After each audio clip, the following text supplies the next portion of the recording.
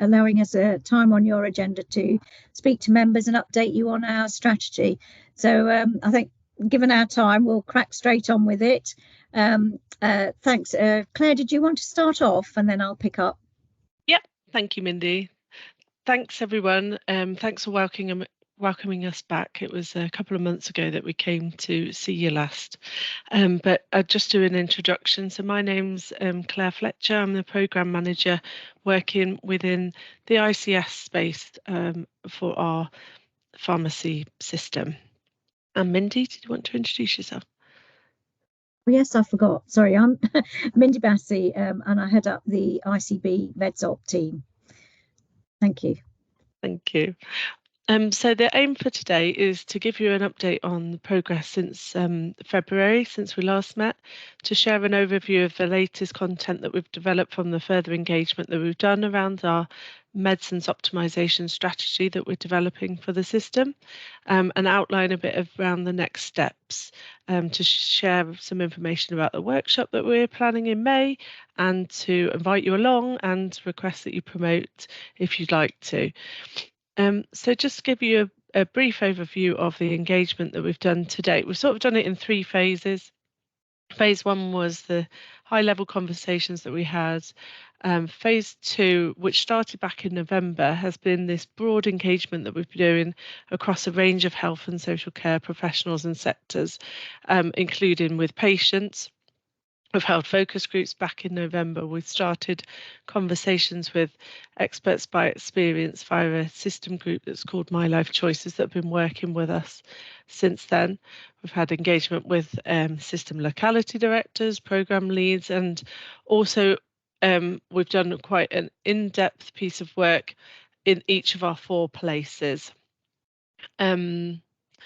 And then we've done some, we've come to groups like yourselves and also the LPC. So we're nearing 300 conversations across those spaces. So quite a lot of engagement thus far. So the information that I'll present now, some of it will be familiar if you recall the original presentation, but presented in a slightly different way and sort of distilled down a bit more. So we've still got that focus on patient outcomes. We've heard a lot about understanding the value of care and the cost of medicines. The value of care rather than the cost of medicines, focusing on waste reduction rather than cost reduction. And again, there's sort of 2 broad areas to this. There's ideas and things that focus around the person, and then there's ideas around the system that we could do. So this is the person sort of focused ones. Unsurprising, we heard a lot about demedicalisation, seamless and consistent care. Personalised care came out very strongly in terms of shared decision making and supported self-management. Effective and safe use of medicines to improve outcomes and accessible provision closer to home. But overall, we heard a focus on what matters to people. So, like I say, personalised care did come out very strongly, and these fit quite nicely with the ICS guiding principles of equity, prevention and integration. But they weren't designed in that way. That's how we heard those conversations. Did you want to take the system one, Mindy? Wonderful. And the other messages that we clearly heard were that the system needs to get itself in order to enable this personalised care for our patients. And this, again, fell into many different aspects, and none of it will be a surprise to you. Medicine safety was core to a lot of the conversations that we heard. That the services should be focused on areas of greatest need, which actually ties in really well with place, PCNs and integrated neighbourhoods, because you will know the needs of your specific population. So definitely a clear message around making sure that you meet the needs of the individuals in each of the geographical patches. Doing things once and consistently. So again, actually, I've just come off a meeting with our PCN pharmacy leads. It was, well, how can we as a system iron out some of the bureaucracy, maybe some of the templates, maybe some of the approaches, so that we're all pulling and working in the same direction and not against each other in any way. The cost-effective use of medicines and switching that more around to a value-based use of medicines, because actually the system should be investing more in medicines and treatments upstream rather than when a patient is critical and actually falls off at the other end with much higher costs, but also the quality of life elements in here. So none of this should be a surprise.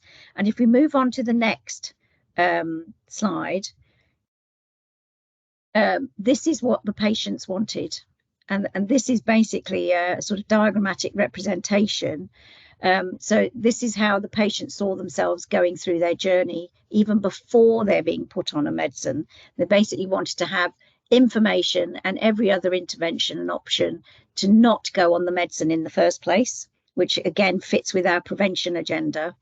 And then they wanted to be fully supported in every step of this journey. So about other options, about prevention, about helping themselves, and particularly when they're starting a new medication, this is where the shared decision making came in.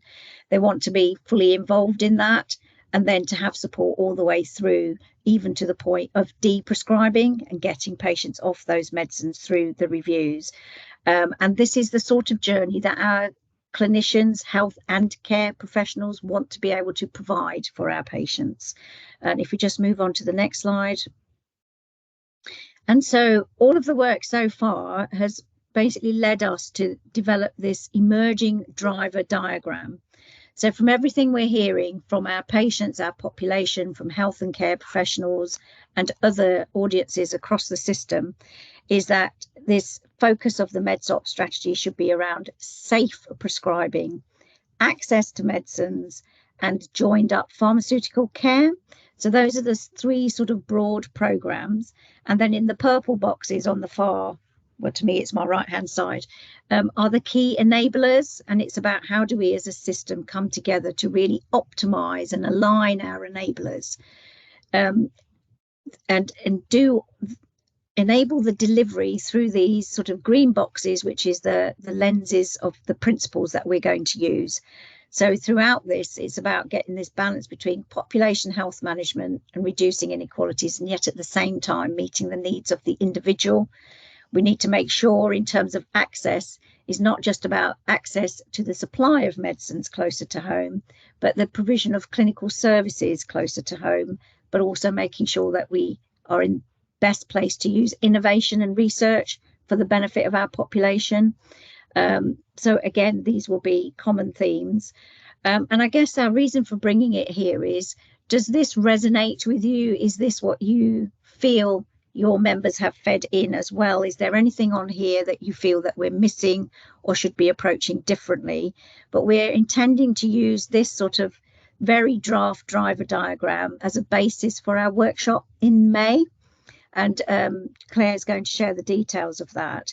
But the idea is that that May workshop will help us to firm up some of the phasing of the programs, the priorities, some of the work plans and a delivery plan underneath it. So it will be really great to have members represented and come to that workshop to help us shape that. On to the next slide. I think we're nearly at the end.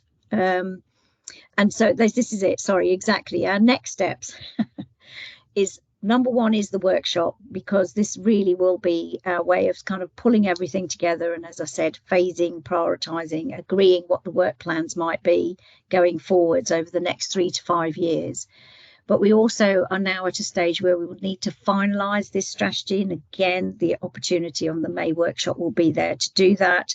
To make sure we've got some measures in there, process and governance. And obviously it's got to be signed off and agreed across the ICS with all the member partners and member stakeholders.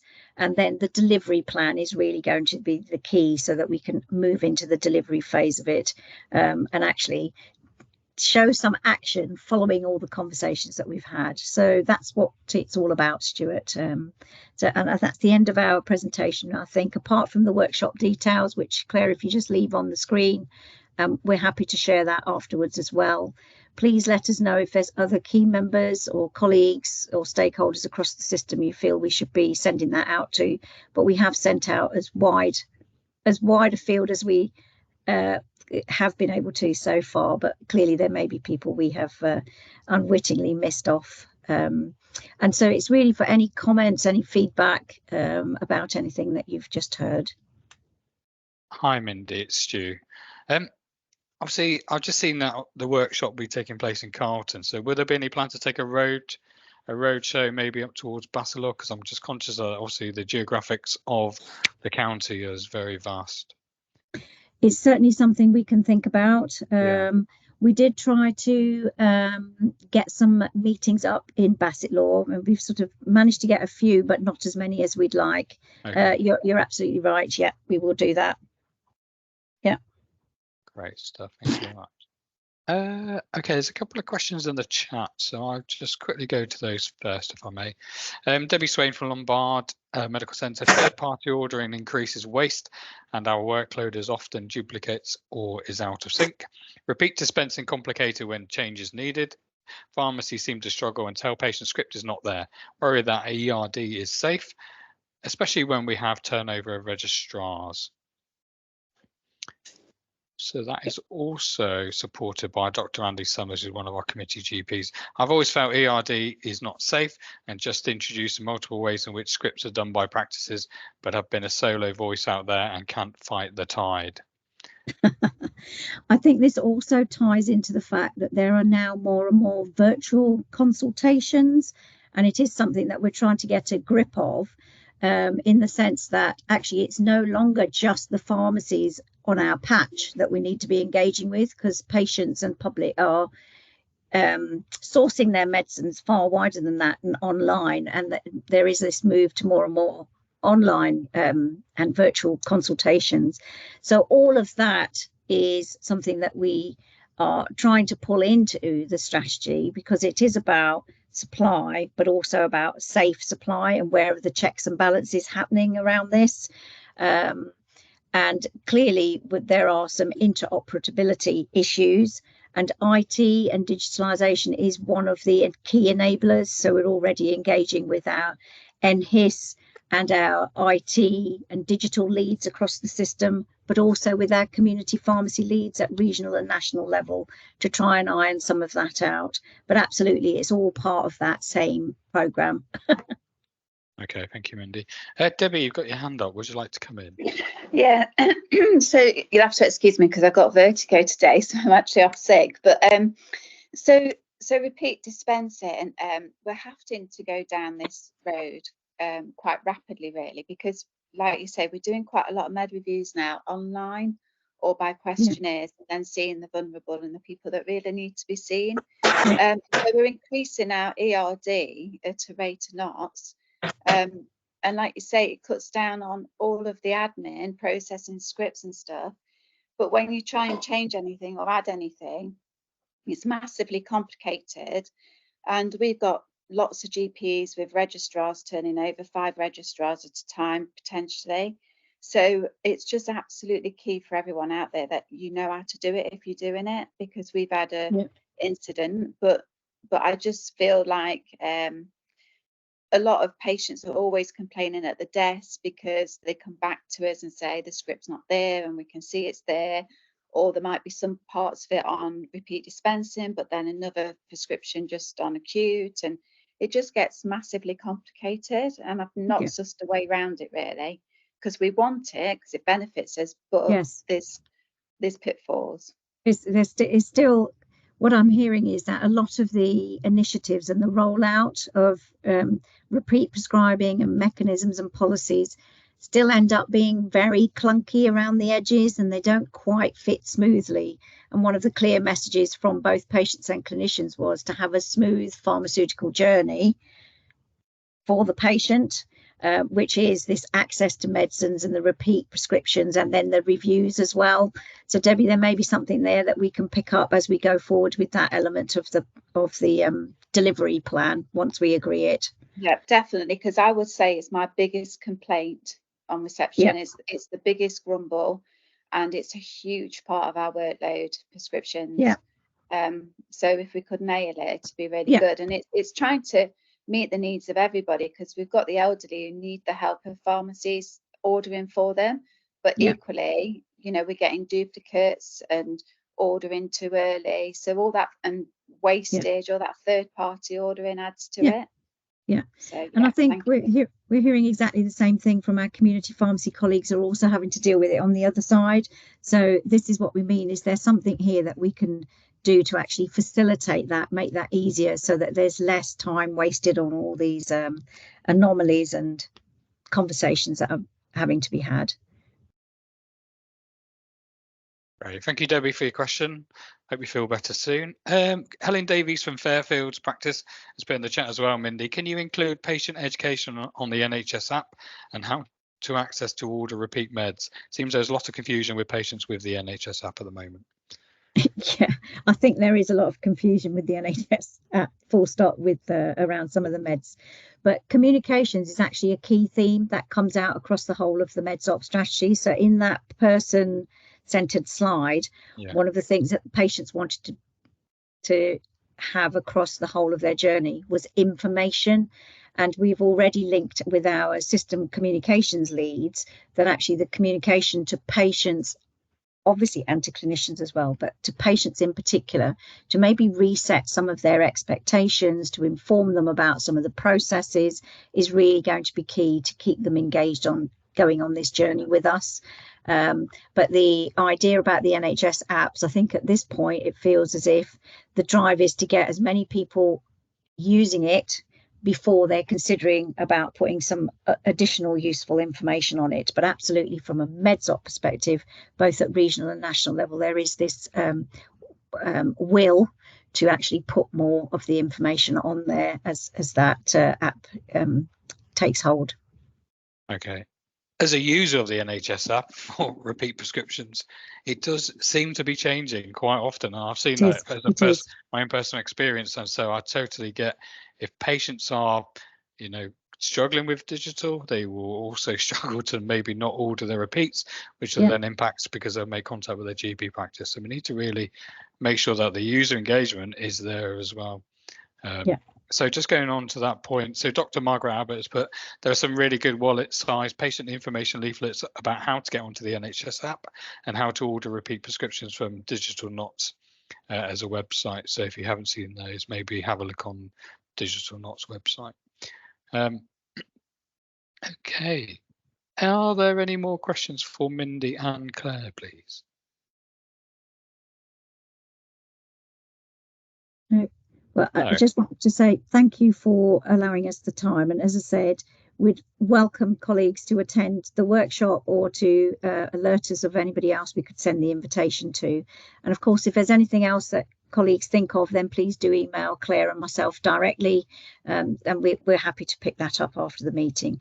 And then in due course, in a few months' time, we're happy to come back and update on progress, particularly outputs from the workshop, and maybe the delivery plan as well, or the early stages of it.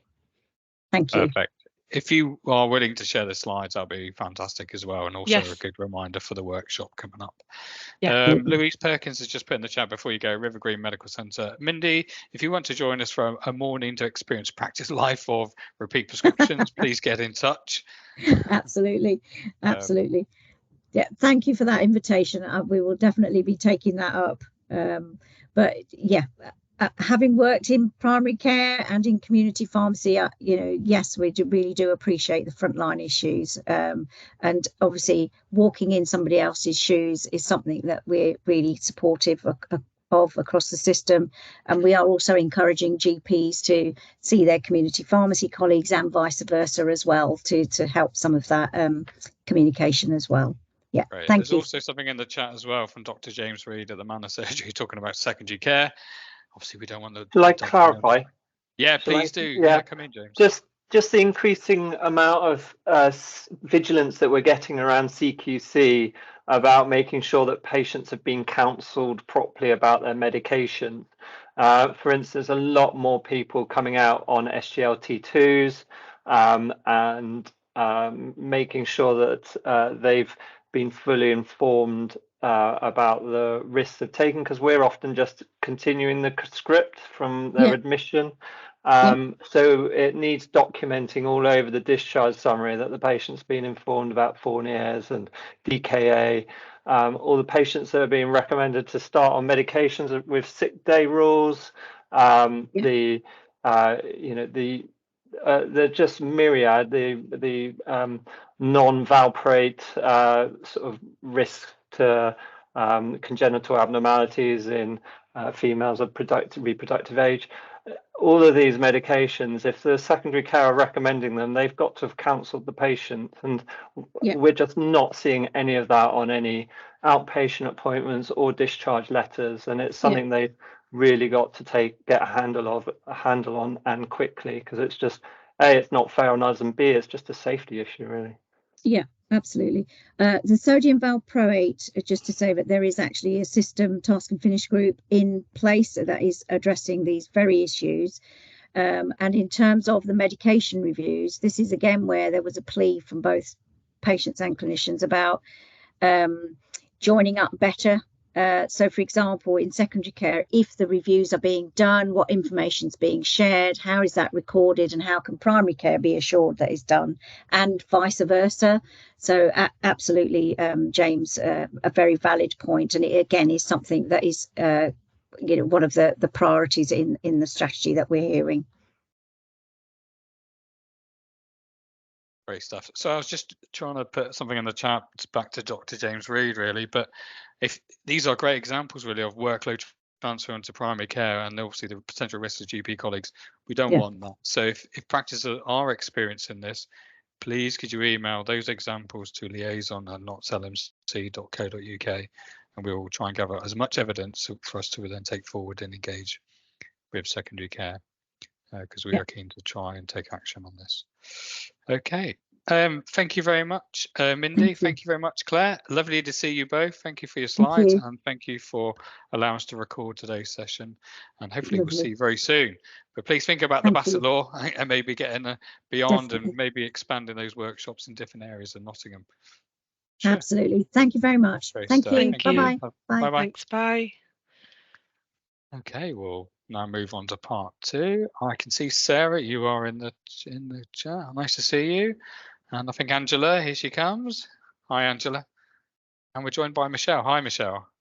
Hi, I'm the operations manager for Nottinghamshire, so I just thought I'd join in case there are any questions that the ladies can't answer. Excellent. Lovely to see you. you. Not that I may not be able to answer them either, but I can certainly take them away. No, I do appreciate that. Okay, so I'm Stu Hay, Practice Liaison Officer for Notts LMC. I think we may have met in the past as well, and I'm joined by my colleague Emma from Notts LMC, and we've got a big audience as well across the whole of Nottingham and Nottinghamshire who are here to listen. And yeah, great. Thank you for joining us. And over to yourselves, really, for your presentation or update. Great. Thank you very much for having us today. I wasn't sure if, Emma, you were going to share our presentation for us, if that's all right. Thank you. It's just a very quick update on where things are, what we're currently doing within the CQC. And as I said, well, it's introduced, I'm Angela Mabrukwa, was inspector in the CQC for the last 6 years, and now assessor for the Nottinghamshire IAT team. So those are some of the changes we just wanted to touch on in terms of how things have changed in terms of how we work at the moment. Thank you, Emma. So we've put in a link there that's available on our website in terms of how our operations teams have changed. We are very much aligned to the ICS now, and we are a multidisciplinary team and multi-directorate team in the integrated assessment and inspection team. So we now cover some services in Bassett Law as well, and more recently we'll be picking up community services as well. So it won't be just primary care that we will be dealing with. We thought it might help to give you just a brief outline of what our roles are. So as an assessor, I have sort of general overview, if you like, of information coming in from various sources. This can be from members of the public, partners who we engage with in terms of feedback on practices, information sources, data and insight reports. And I work hand in hand with my colleague Sarah, who's then an inspector who will undertake the site visits. Essentially, we work hand in hand on any assessment that we carry out. We now have regulatory coordinators in our team, which we're really pleased about. So Sam and Alice are the people who look at any patient feedback that comes in that's determined to be on the lower end of the risk scale. They'll keep us informed of any themes that are emerging. They might contact the practice for any feedback or as such, depending on any information that we receive. So, and of course, we have Michelle, who has the overall overview of the work we carry out. So we just thought it would help for you to have the names there, because those are the people who are likely to contact you the most in terms of CQC contacts. The best way to contact us at the moment is still very much via the enquiries team. They will straight away redirect it to whoever is most appropriate to deal with any query that's coming our way. But I'm sure a lot of you will have my email address somewhere in there, or Sarah's. Please feel free to use them if you need to, and we'll be happy to help. So those have been the main changes in terms of how team-wise within the CQC. So we thought we'd just give you a quick update on the GP Responsive Assessment Programme, which has now completed, an overview of the CQC priorities in terms of assessments, and just a quick overview of the single assessment framework as well. So just moving on to the GP Responsive Assessment Programme. So my apologies, there's no specific slide on that one there. But this was a programme that was announced at the end of October last year to carry out some targeted inspections around access in general practice. So the aim was to identify any innovative and outstanding practice so that we can share this with all practices, as well as any areas of concern. So since that end of October, the program was concluded at the end of March 2024, and we completed approximately 300 assessments nationally. At the moment, there's work being done to evaluate the outcomes from all those assessments, pull out themes, trends, and a report will be produced in due course detailing the findings from those assessments. In our area, as in Nottinghamshire and the bits of Bassetlaw that we cover, there were only 2 practices that participated in this programme, as it was a national one. And those are Plainsview Surgery, which managed to upgrade their rating from good to outstanding in the responsive domain, and Newgate Medical Group in Bassetlaw, which was rated requires improvement prior to the assessment, and retained that rating of requires improvement. So once the evaluation work is completed on that programme, then a report will be shared with all practices in terms of the general findings there. So just moving on to the CQC priorities, I will hand over to Sarah, who will talk about that one. Thank you very much, Angela.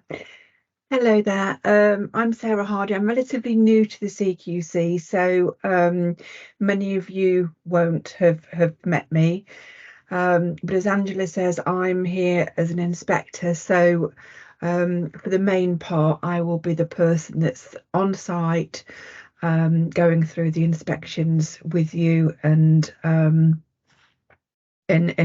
reviewing all of the quality statements that we've identified. So the priorities. We will be assessing practices that have been rated good or outstanding, not been inspected within the last 5 years. We'll be following up on those practices that are rated requires improvement or inadequate. We'll also be following up on newly registered practices that haven't received a rating as yet, and where identified, risk will always trump all of the above priorities. So quite a large agenda for the next 12 months. So from the priorities, you've all heard a lot about the single assessment framework, and we just wanted to give you a very brief overview about that. And basically to reassure you all, in terms of general practice, you do exactly what you've always been doing. There is very little change for you in terms of the new single assessment framework. The biggest change is for the CQC in how we report on practices. Having said that, the difference for general practices that we may decide to inspect on some of the quality statements, maybe not all of the quality statements, and we may be able to upgrade your rating for the individual quality statements rather than your overall rating. So if I can just take a few minutes of your time just to go through what the single assessment framework means for you. So assessments will be carried out utilising the same 5 key questions: safe, caring, responsive, effective and well led. Nothing has changed there for you. You keep doing exactly what you've been doing over the last few years. What has changed is how we will be collating the evidence. We'll be collating the evidence from 6 different evidence categories, which are people's experience, feedback from staff and leaders, feedback from partners, observations, processes, and for some of the evidence categories, outcomes.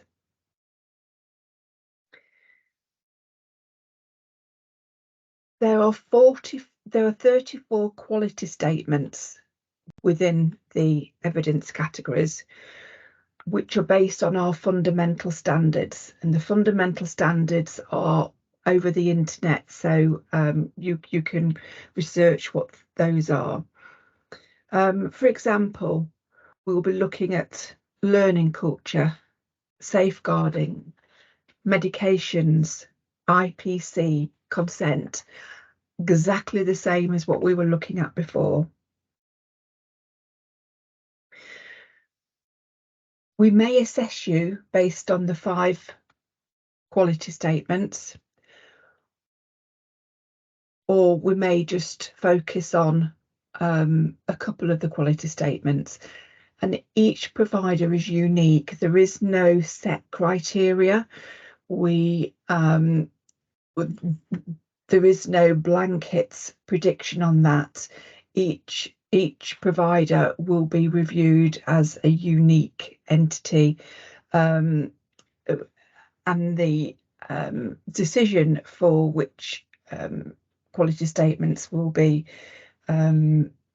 inspected on, assessed on, will be based on our data and insight, what information we hold about you from partners, what insight we have with regards to smears, additional services, etc. All of the quality statements are on the CQC website. So it's basically to reassure you that for you, nothing has changed. It's just how we will be collating the evidence and reporting on that. Okay, anything you want to add to that, Angela? I think one of the things we've been hearing from practices is wondering how to prepare for an inspection or assessment. And as Sarah said, nothing is changing in terms of how what we look at on inspection. So the GP Mythbusters do remain a really good means of preparing for an inspection. So we'll keep encouraging you to check for any updates as well. We update these very regularly. So if there's any particular new requirement, for example, with the learning disabilities and autism training, all of that will be detailed in the GP Mythbusters. So I would certainly encourage you to sign up for those, review those regularly. And they remain a good guide for that. Particular themes, I guess, that we're getting from more recent inspections. So these will be services that were perhaps inspected 5 years ago plus, is we're finding very basic things, in the sense that those are things that are detailed in the Mythbusters already, things like emergency medicines and equipment, health and safety risk assessments. So there's really nothing new in terms of what we look at on inspection. So they remain a really good source in terms of how to prepare, or what we look at we're carrying out an assessment. And on a final point there, an additional plea, we do appreciate there are problems with the provider portal at the moment, but please check if we have up-to-date contact details, particularly for the registered manager. That will be the main point of contact that we'll use for any comms. So it's really important that we have the correct contact details. We appreciate some practices prefer to have, say, the practice manager as the main point of contact. And if we have that in the system, again, that's great. But very often people forget to then change those details when someone leaves or moves on. So it's important to keep those up to date as well. So I think that was mainly it from us in terms of the major updates. We didn't want to bombard you with too much information, and wanted to leave enough time to answer any questions that you might have. So at this point, I would hand it over to you for any questions. Stu, are you happy to field them? Yeah. Great, So thank you. I'll go through the chat. So thank you for the example of Newport Pagnell Medical Centre. So it'll be good for us to probably have a look at that as well in the report. So question from Paula Gullett, does a telephone assessment count as an inspection? So it does, okay. Right, so I think Yes. what we have, there's a slight change of terminology there, where we now carry out assessments, and an inspection is part of an assessment. So yes, it might be that we need to carry out a review with yourselves, and it's done via telephone or Teams, and it will count as an assessment. And we will make it clear that it is an assessment, as opposed to this is just a general phone call inquiry about this. So an assessment, generally, it can be done via the telephone, but of course, in terms of evidence, we might ask you to send specific pieces of evidence, and we will inform you in writing as well, so that you're clear that what we're actually, the activity that we're carrying out is an assessment. Okay, thank you, Angela. Debbie Swain, why have targets not changed for things like vaccination and NIMS, etc.? That's a question. Targets in terms of Sorry, just for clarification, Debbie. Sorry, yes. So our acronyms targets, I think you mentioned like you was going to look at like cervical cytology and things like that. So obviously it's a national thing now where practices in certain areas or certain sizes are really struggling to reach targets, and it's affecting our income quite badly as well. And even with the MMR outbreak, we've still struggled to meet targets. We're spending a lot more time chasing to earn no income from that. So I'm just wondering how CQC views that really, because it feels like certain practices have to work twice as hard, and whether there's any leeway on that, because the last inspection they were quite harsh on that and it was something out of our control. Okay, do you want me to answer that, Angela? Yeah, sure. Yeah, please. Okay. Yeah. So absolutely, our data and insight will report on the achievements that each of the practices have achieved in those domains. In terms of CQC, we will be looking at the processes behind those achievements. And if you can evidence to us that you have robust processes, robust recall systems, and that you've done all that you can possibly do in terms of reaching out to your service users, to the mums of the baby IMS, to the ladies that require a smear, providing you can evidence that you have done all that you can possibly do, then the CQC will accept that you can do no more than what you can do. Would you agree with that, Michelle? Sorry, yes, I was just trying to find an update on the provider portal. Yeah, absolutely. It's less about meeting the targets and as Sarah's described, more about actually what are you doing, what you know, how's that risk being assessed. Yeah. I think from a practice's point of view, I think we just feel that we have to work a lot harder than say one of our PCN practices who's in a rural, more educated area. So the last inspection, you know, it wasn't just that you could send 2 letters or 3 letters, it was that you had to really chase and do X, Y, and Z. And I just felt that was quite unfair, especially when you can't earn the income anymore. So the resources you have to put into it outweighs, you know, what we're earning now. And so it was just for how it was going to be reflected, whether you're expecting us to work harder on it or just, you know, obviously, you know, meet what everybody else does on it really.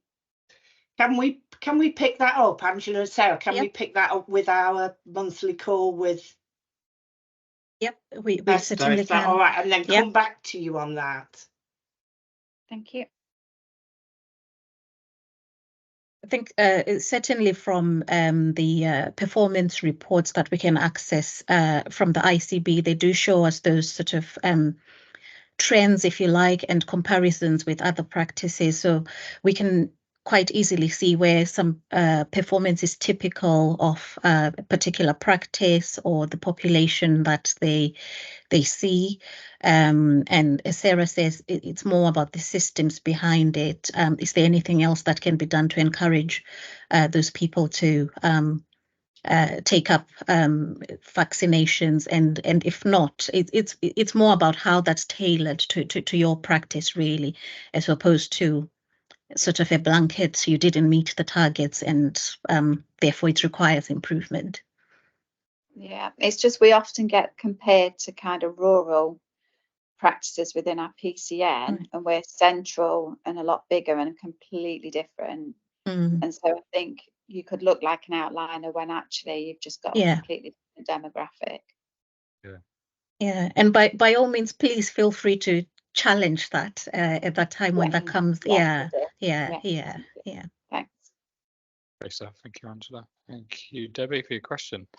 Going back to the chat then, Daniel Hammersley from the University, which is Cripps. When will the errors with the new provider portal be fixed? I tried to register 8 weeks ago and there was an error stating I have multiple accounts. This is obviously another question within the chat as well. So Michelle, you mentioned that you were looking for an update. Yeah, so the last update was from Ian Trenholm, and that was around they're still trying to fix the issues. So I've taken that, I've just, as you're speaking, messaged out to get a further update, so I can update you on that, Stuart, via email or. That would be perfect. Yeah, we can put that Yeah, on the newsletter. but Hopefully it's not we are Horizon doing aware it. there are still issues. Yeah. Okay, great stuff. Thank you very much. And then it'd be good to have a bit of an update in terms of what should practices do, because I know there has been a national kind of messaging recently about that. A question from Emma, who's next to me. When practices have had their assessment and have a rating of good or outstanding, can they expect the next inspection to be between 3 to 5 years later? I think in terms of inspection frequency, it's hard to say in terms of because there are quite a lot of inspections that would have to get through. It depends on the priorities at the time and resources are available. I think previously we used to say you would get a reinspection within 5 years, but with more systems now in place to help with monitoring of services as well, sometimes we don't necessarily need to carry out an inspection. So I think at this point we can't guarantee that you will certainly get an inspection within that time period, but we'll certainly keep monitoring services, contacting them if we need to contact them for any specific issues, perhaps carry out more focused inspections as well, depending on any particular areas of concern. So we don't necessarily need to carry out a full inspection every time that we are out at a practice. Okay, so you'll kind of respond to patient noise or Yes. whistleblowing and anything that's been brought to your attention during that period of 3 to 5 years. Okay. Yeah. I know we speak quite regularly, so it'd be interesting to understand how decisions are made, but I know there's a question later on in the chat about that. Okay. Dr. Margaret Abbott, with the staff survey, how do you assess the responses, which may come from staff undergoing disciplinaries or have a grievance and may be given undue and unfair weight? Good question. I think what we certainly do with any information of concern that we receive, we handle it as sensitively as possible, because we do appreciate that there are different issues that might be happening in the background. And we certainly will have that discussion with leaders in terms of, are you aware of this is how staff feel? Or particular staff members, if they are aware of it, what are they doing about it? We certainly try to find balance against any other information that we hold. So I'd like to believe we won't necessarily give it unfair weight, but again, happy to be challenged on that in terms of what we would be able to share with the practice at that point, because obviously when it comes to things like again, whistleblowing is another area that as you mentioned there, we do look at that closely in terms of what information has been provided to us. Are they happy to give us more information, perhaps qualify or quantify what the areas of concern are? We also try to work with them to work out if there are more employment issues as opposed to issues that actually affect patient safety, and signpost them appropriately. So it's very much something we look at. We don't necessarily go out straight away to inspect or assess based on a single whistleblowing. It's very much dependent on the information that's come through, how much detail we actually have to indicate that there might be risk. And we also look at all the other data sources as well, if there's anything to support that there might be potential concerns. if you had a practice who was target of a Facebook campaign from the local community, and you had 8 whistleblowers or 8 people raising grievances about a particular practice, how do you then determine or assess to go, those are just people who have a I don't know, an agenda against a particular practice?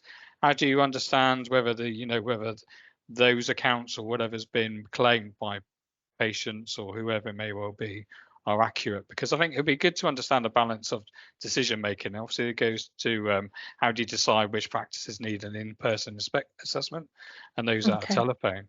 So I think for practices, the worry would be at the moment, there's a lot of patient noise. There's a lot of patients talking about access, for which there is no issues with access. It's capacity and it's a system-wide problem. We're talking about safe working, and we're trying to promote this from the BMA in terms of practices managing, their appointment system, their contracts, and all these other things to try and provide a bit of resilience in the practice. So with that may come more patient noise. So how would as an organisation, CQC, to say, right, we've investigated that these are factually correct, these are accurate, and worthy of engagement with the practice in some form or other? Okay. Again, really good question. I think Michelle will agree with me here that the CQC position is always first and foremost our duty to protect patients and service users. So we will certainly consider that first and foremost in terms of what information is actually coming through to us. What does that information say? The content of it. And as you said, their volume does account for, we take that into consideration when we're making that judgment. By all means, I think we are aware there are those practices like that across our patch and in neighbouring patches as well. So where we do become aware of that, again, as I said, because we're looking at all the other information sources, is there something there to suggest there is a concern? Yeah.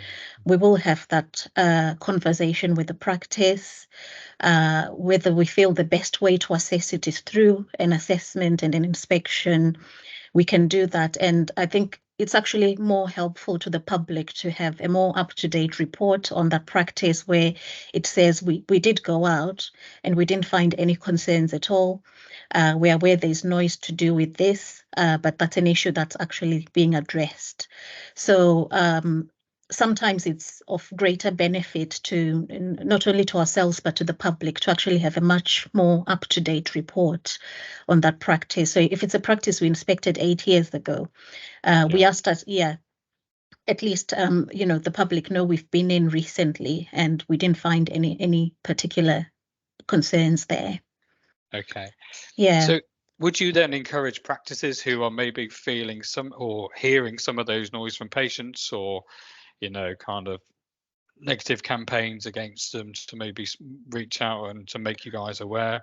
This is what's happened locally. Yeah, that'd be really helpful.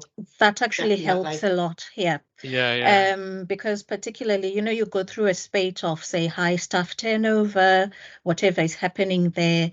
Sometimes, it's certainly helpful for us to know that you're currently going through these challenges. This is how you're working to resolve them. Then if we do receive information of that nature, we know straight away that, that's something we're aware of and that's something you're looking into. So yeah, absolutely. I think that would be really helpful. Okay, cool. Thank you. Going back to the chat then, if I may. How do you decide which practices need an in-person assessment? I don't know whether you kind of answered that. I hope so. It's not a straight, easy question. I think there are some activities or lines of inquiry that we can only gather evidence by observation or on-site activity. So certainly in that respect, we will consider an on-site activity. Again, in terms of whether it's announced or unannounced, that depends on the level of risk in terms of the concerns that we have. We do have room for short notice announcements as well. I think in sectors such as adult social care, they're all unannounced. It all depends on the sort of level of risk that we're looking at that point. Okay. I think for practice it'd be really interesting to understand how the decision is made. Is it a a board, or is it a team meeting? Is it does it, obviously there's external factors that may contribute towards that decision, and I think for practice who may not be incited about this, just to understand a little bit more. Right. So what happens is, if we I guess give an example of, we've had a concern that's come through as patient feedback, indicating potential concerns around medicines management, maybe poor management of people who should be monitored, who are on medicines that require ongoing monitoring or regular monitoring. The first thing we do is look at if we received any recent feedback of that nature, with regards to that practice. So we look at the specific theme that's been raised there. If we have received feedback from other patients, sources regarding that practice, again, we look at what themes has that information had. We look at our data and insight reports. Does it indicate there might be potential issues around that area? We can contact ICB quality team, ask for any performance reports they have, any themes with regards to patient experience feedback they've received. Okay. We pull all of that together, and if it is indicating that there are risks or potential risks, we initiate what's called a decision review. In that decision review, there will be inspectors, rec coordinators if they were involved in pulling the information together.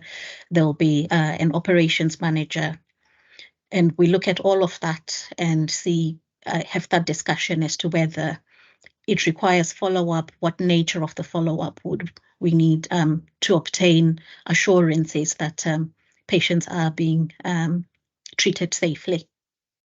Okay. Great. So it's very much a team decision. It's high. In fact, it's impossible for it to ever be a single person's decision. It's very much a team. I think that's the key to approach. Understand. Great description. But for practices to understand, it's the ICB quality team. There's you take data and you look at information from other sources as well. Okay, I'll quickly nip back to the chat. Dr. Margaret Abbott, if a practice has added inadequate rating, then do you have to come back to face-to-face reassess the individual sections that have been scored inadequate, or do they just submit written evidence? Do you want me to take this, Angela? Yeah, give you a ref. Yeah. So it is likely with an inadequate rating that we would do an on-site assessment. Yeah. And the reason for that is because we have to do a certain amount of quality statements to be able to change a rating.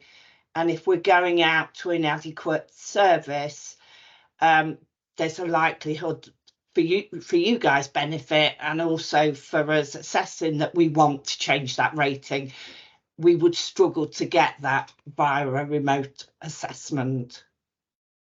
Okay. Is that fair to say, Angela, Sarah? Yes, I'd agree. Yeah. Okay. Yes.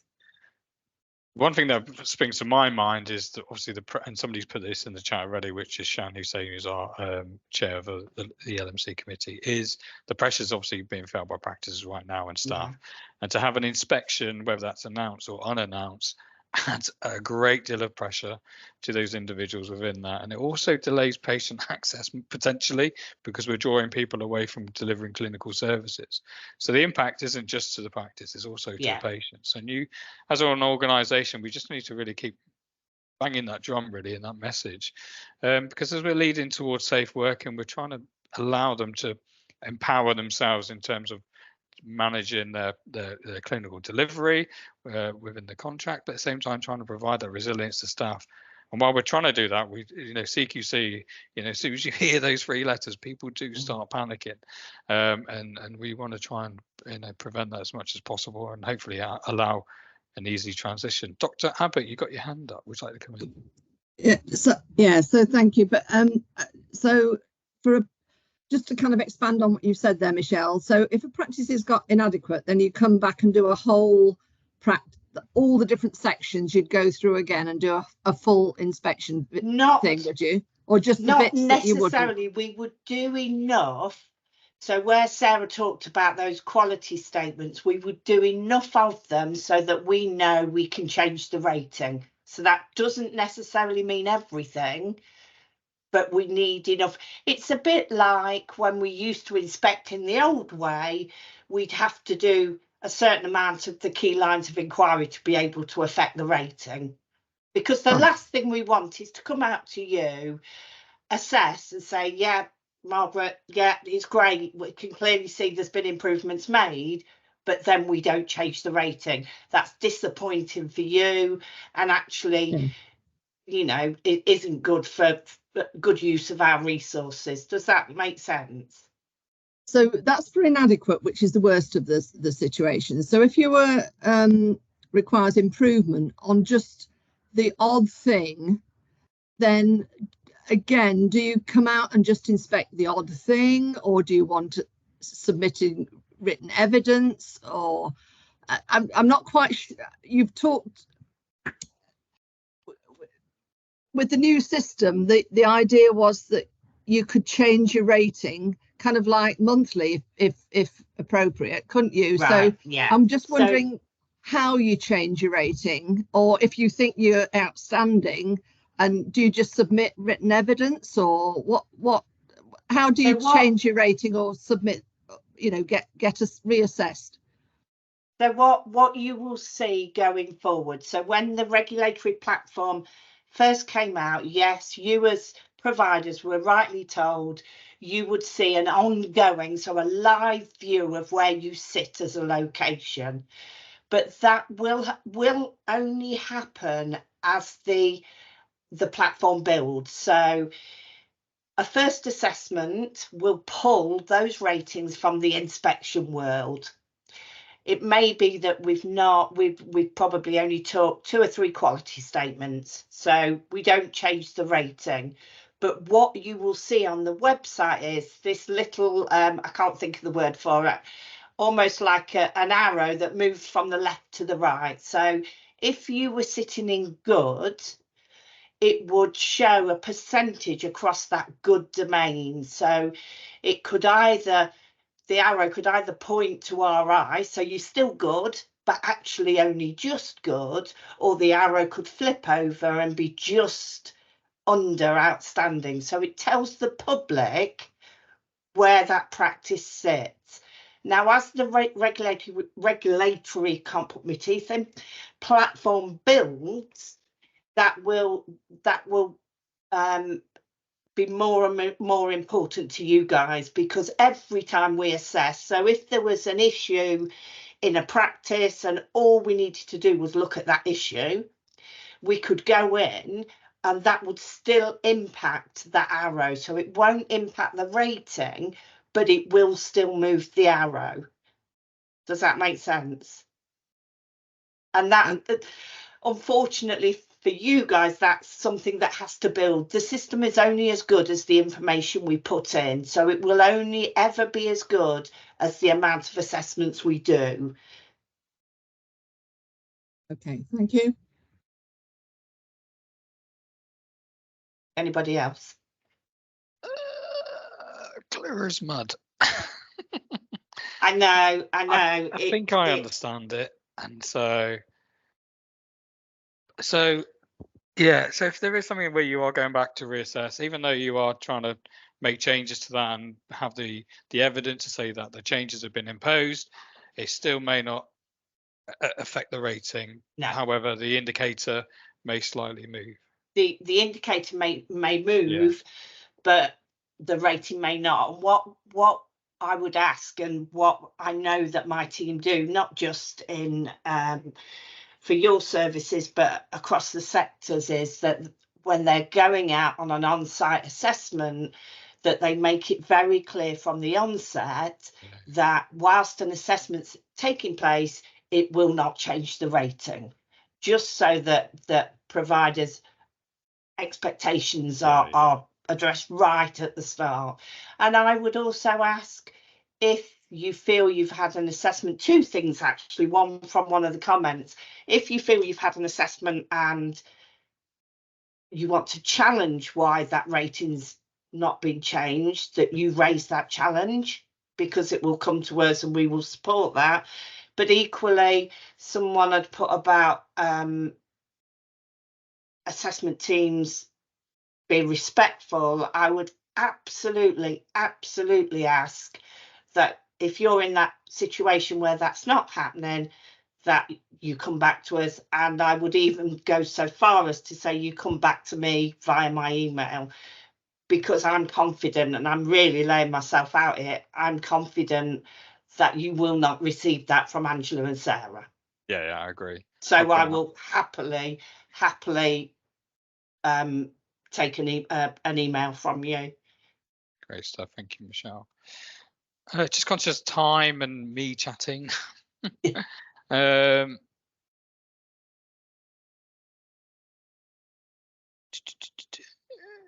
So the provider portal fixes an almost complete and comes with standard practice imminently. Yeah. Exciting news. If so that thank you for doesn't that. happen, please email me. No, appreciate that.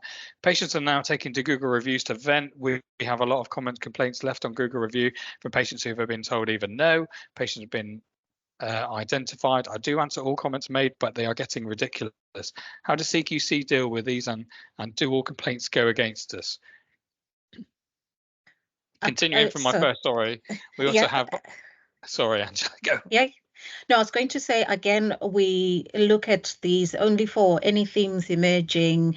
We compare against other sources. We're not going to use those and those alone in terms of what we look at, or in that judgment, whether it's posing a risk.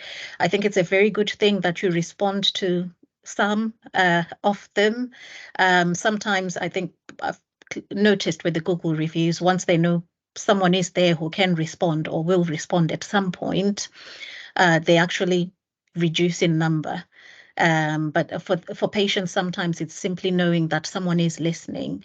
So as long as there's, usually you'll put your details, to contact you to discuss it further, that sort of thing. That's enough. That shows that you are listening. But I appreciate it's a lot of work.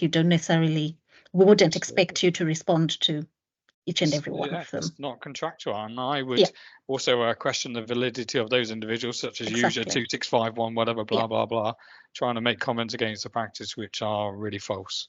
Debbie, you got your hand up. Would you like to come in on that? Yeah, it was just one more thing really on PPG groups. So we had a PPG group that kind of dissolved during COVID, and to be quite honest, when we used to meet with this PPG group, we just used to get anxiety really quite bad.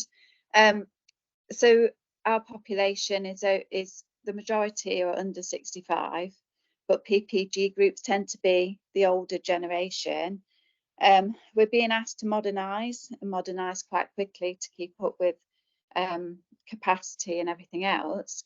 So it's just whether now we start to look at changing the style of PPG groups, and how the CQC sits with that. Not to have traditionally, we had, say, 5 people representing 21,500, all over 75, which didn't represent our population at all. So again, from our point of view, it's about how else are you obtaining patient feedback? How do you evaluate patient feedback that you get? We've started to see PCN PPGs, where practices within the PCN have a PCN PPG to represent all the practices, again, due to challenges with recruiting PPG members, trying to get a group that's representative of the practice population.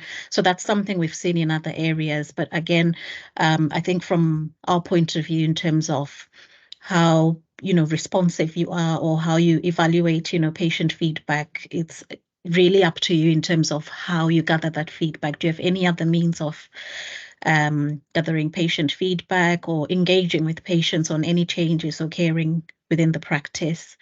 So, virtual PPGs, if they work for you at all, again, that's something we've seen other practices do. Yeah, there is. It's about comms really to patients right. and education, but also our population. We've got quite a lot of Eastern Europeans and travellers and things like that, and all working age. And me being working age, I wouldn't want to join a PPG. I haven't got time, but I do want to speak to the patients and get views. But I want to speak to, say, 10,000 patients out of 21,000, not 10. And so it's just adapting really to that. Yeah, thank you, Debbie. And also going back to the PCN PPG, you're probably having less influence in a particular practice because you're only gaining the opinions of probably a lesser few across the whole patch. Yeah. But it's trying to think differently. But if it's a CQC, if you are hearing great ideas across the other patches, it'd be great to share those, with ourselves or with our practice managers who can then review those. Okay, so Hayley Wilkinson, sorry if this has already been answered. Our last telephone review was July last year. Last on-site inspection 2019. Is a review classed as an inspection?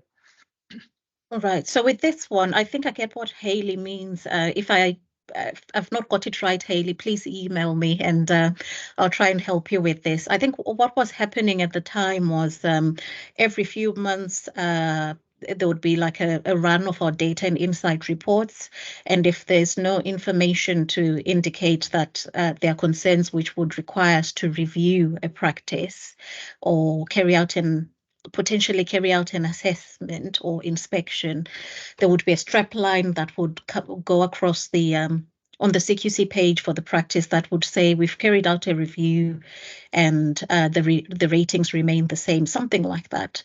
So that was on something that they were doing last year. I don't believe that's still being done, and that was just a review of data and definitely not an inspection. So but if I've not answered that correctly, Hayley, just email me and I'll look into it a little bit more for you. Great stuff. Thank you, Angela. Thank you, Hayley, for your question. I think also Helen Davies in a similar position as well in terms of assessment in June 2023. Question from Aaron Darrell at Middleton Lodge. If during an inspection a concern is raised by CQC, are we able to be given support from the CQC directly on what is acceptable pathways to correct the concern? Previously hasn't been the case with inspections. So as we are regulators, it's not within our remit to go into a service and tell you how to put things right. However, what we would do, and Stuart, you touched on it a few minutes ago, is where we know that there's good practice out there, we will say, actually, Stuart, yes, we've picked this up, but do you know what? We picked that up somewhere else and they're doing this. Perhaps you might like to. So we will always signpost, and we will also, where we believe there are concerns actually that are out of services, out of their gift to put right, we would raise that through our monthly meetings to see what we can do to assist there. But we wouldn't directly say, actually, you need to do this. Okay, great stuff. Aaron, you got your hand up. Did you want to come in on that? Can I play devil's advocate? And I do apologise for that. No, don't never apologise. So forgive me, because obviously I've only been in the management programme for a little while, but I struggle because with a scenario that we had, the CQC raised the concern, the ICB who was helping us gave us their opinion, the LMC very kindly gave me their opinion, all of which were different, leaving the practice absolutely no idea which advice to go with or what was right.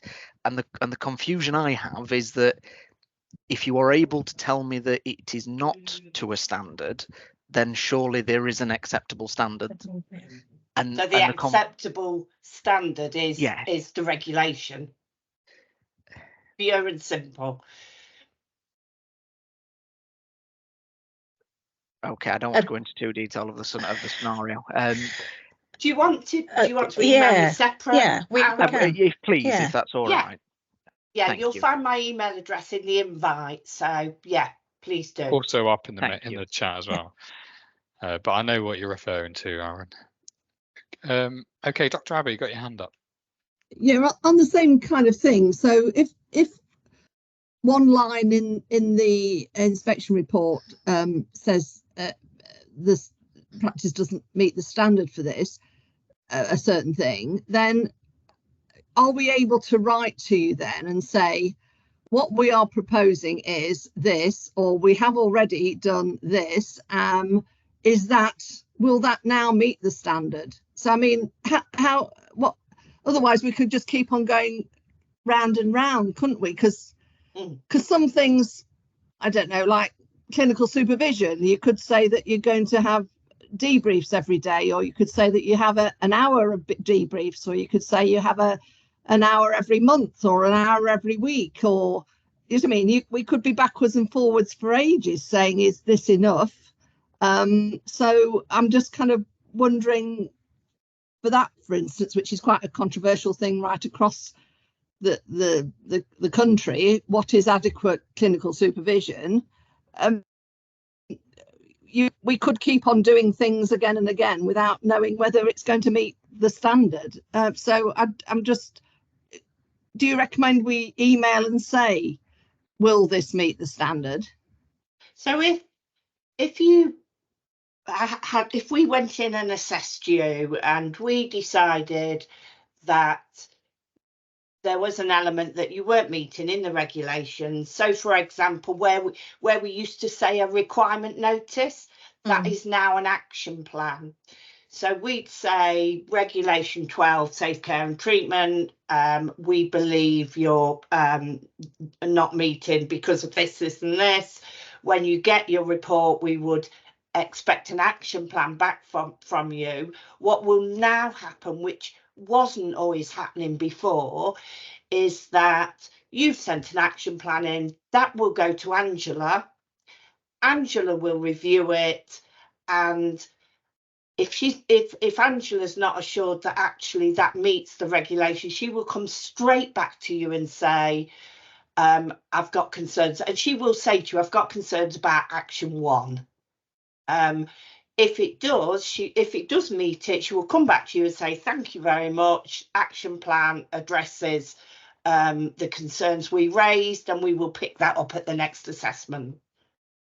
So it's far more robust in terms of us following up on, and I get what you're saying, otherwise it could be backwards and forwards.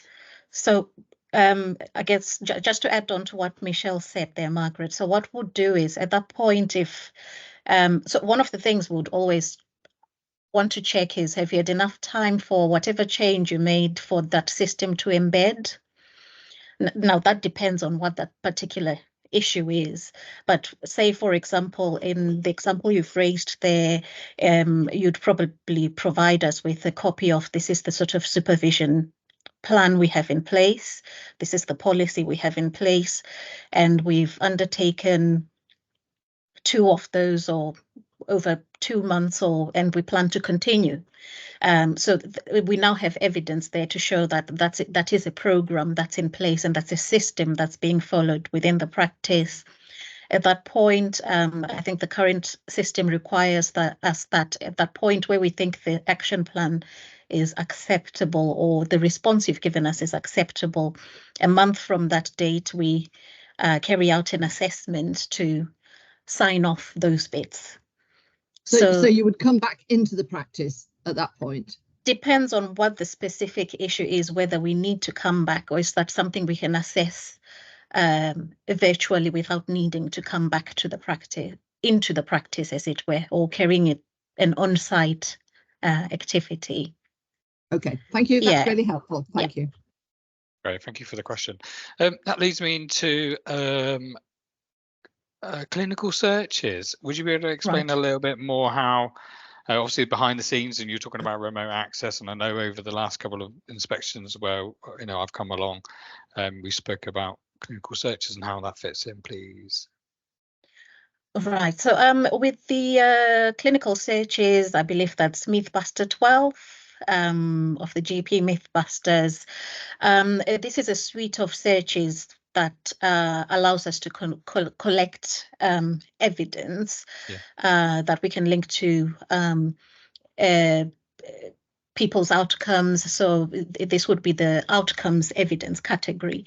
That's where it would sit. So they provide us with information that would give us an indication as to whether people, say, on long-term conditions are being managed appropriately. I believe we don't carry out all the searches. There is a minimum that's recommended for a GP specialist advisor to carry out. And we can look at specific ones if there are specific concerns around that group of patients. As I'm not clinical, there's not a lot I can say about the findings, but what happens is after the clinical searches, which are available to all practices to run even before the assessment themselves, the GP specialist advisor will discuss the findings with the clinical leads at the practice. We certainly take on board your feedback in terms of the findings. We don't look at them and say, oh, it's black and white. And if there are areas that are picked up there for improvement and otherwise, they will be communicated to the clinical leads. So they are a really good evidence-based source. I would signpost to every practice to have a look at them, use them, prepare. Yeah, and we do absolutely acknowledge any other audits or searches that the practice will do by themselves. They're not the Bible, but they certainly provide some guide into the areas we look at. That's great. Excellent. Thank you very much. Also, thank you as well. During the chat, you've been putting links in there. So Dr. Margaret Aber, there is a YouTube page for CQC. The information is all on there, some really useful videos as well. And I'm conscious of time, and I just want to say a big thank you really to Angela, Sarah and Michelle for coming in today. We haven't seen you for a while. I think it's been a fantastic session. Thank you to the practices for your questions, and thank you for guiding us along the way to all three of you really at CQC and opening up really to us all. I think it's been fantastic. To those practices, there's also something from Dr. Andy Foster talking about Thrive, which is a wellness service. So please have a look at that. I've just reposted it. Please try and promote that within your practices. I'm just conscious of time. So next week, bank holiday, have a fantastic bank holiday. Hopefully the weather will be nice and sunny. We'll see you for the following week. We'll